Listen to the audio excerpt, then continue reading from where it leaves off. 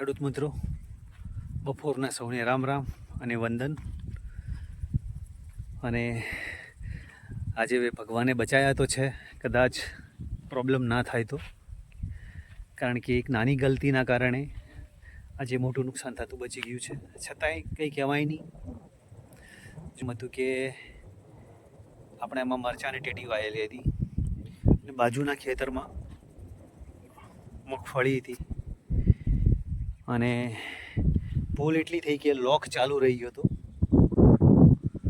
અને ત્યાં નિંદામણની દવા ચડાવી હતી. અને દવાના કારણે દવા ચડાવી એટલે દવા અંદર મલ્ચિંગ ટપકમાં જતી રહી છે. આમાં ખબર પડી એટલે બંધ કરી દીધું છે. આગળથી મૂઢિયા ખોલી નાખ્યા હતા, બધા દવા કાઢી નાખી છે. છતાંય તમે કંઈ જાણતા હોય એનો ઉપાય, ટાટા પેનીડે દવા હતી અને અમે દવા તો બધું કાઢી નાખ્યું છે. પછી એક અમારા જે એગ્રોવાળા છે એમને ફોન કર્યો હતો, એટલે એ એમ કહેતા હતા કે તમે એમાં થોડું 2 કિલો યુરિયા ચડાવી દો. અમે 2 કિલો યુરિયા ચડાવી દીધું છે. નળીઓ બધી સાફ કરી નાખી હતી ખોલીને ટોટલ. છતાંય દુઆ કરજો અમારા માટે કે કંઈ બગડે નહીં, બરાબર છે ને? કે 30-40 હજારનો ખર્ચો છે ખેડૂતનો, બરાબર છે? કંઈ સમસ્યા ના થાય. બસ એક તો બટાકામાં નુકસાન હતું, ઉપરથી હજી સુધી તો કંઈ પ્રોબ્લેમ દેખાતો નથી, પણ આ હમણાં 2 કલાક જ થઈ છે. જો બધું પાણી કાઢી નાખ્યું હતું ખોલીને, બધું ટોટલ આખું ભેજ કરી નાખ્યું. જો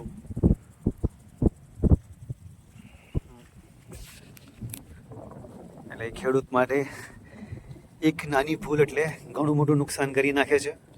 અને ભૂલ અમારી જ ગણાય કે લોક એક ચાલુ રહી ગયો હતો, બધા લોક બંધ હતા, અને એક લોક ચાલુ રહી ગયો હતો. એક લોકના હિસાબે બધી નળીઓમાં પાણી ફરી વળ્યું હતું દવાનું, બરાબર છે? અને ખબર પડી એટલે ફટાફટ બંધ કરી નાખ્યું હતું.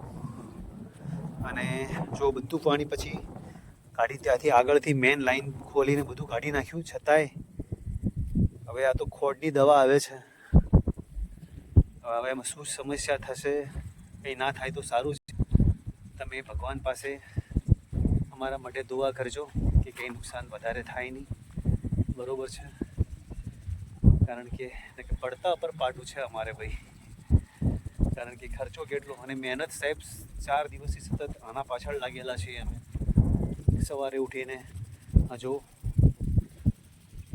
ટેટી, મેં ટોટલ આમાં આખું ટેટી છે. પહેલાં ખેતરમાં મરચાં છે અને 2માં દવાનું પાણી જતું રહ્યું છે. આ જો પીળું દેખાય ને, આ જે પીળું દેખાય એ દવા છે. સાફ કરી દીધી છે, પણ તોય ગઈ તો છે, 5-10% તો ગઈ છે. એગ્રોવાળાને ફોન કરીને જાણ કરી હતી, એટલે એને કીધું કે હરેશભાઈ તમે અંદર થોડું યુરિયા જવા દો. અમે યુરિયા જવા દીધું છે. નળીઓ સાફ કરી, પાછી સતત 3 કલાક મજૂરી કરીને બધું સાફ કરી નાખ્યું ને પછી કર્યું છે. તો તમે એના વિશે કંઈ જાણતા હોય તો કોમેન્ટ કરીને જણાવજો, બરાબર છે? જય માતાજી. અને અમારા માટે દુઆ કરજો કે કંઈ બગાડ ના થાય સાહેબ, ને કે તમને ખબર છે ખેડૂતની હાલત અત્યારે શું છે. જય માતાજી.